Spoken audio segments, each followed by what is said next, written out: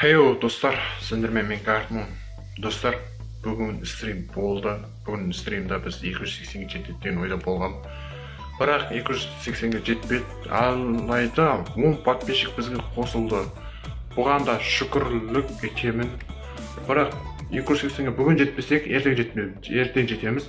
Ертең жетпесек, бүрсігін жетеміз. Сондықтан осы стримдарымды қараймыз, лайкты басамыз. Пока-пока.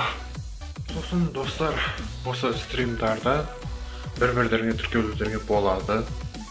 Бір-бірлеріңе, яғни сөйлесулеріңе болады менің стримімда. И потом менің ВК группама кіресіңдер де, сол жерден Free Fire туралы ақылдасатын боламыз. Бұл енді өте оңай, енді бұл бәрінің қолынан келеді. Қазір бәрінің қолдарында сотқа бар. Free Fire ойнағыларың келсе, маған тіркеліңдер. Менімен бірге ойнаңдар, бірге қазақ Free Fire'ын дамытамыз, окей? Ендеше, ертеңгі стримді күтіңдер. Ертеңгі стрим сағат 8-дерде басталып қалуы мүмкін, Алла қаласа.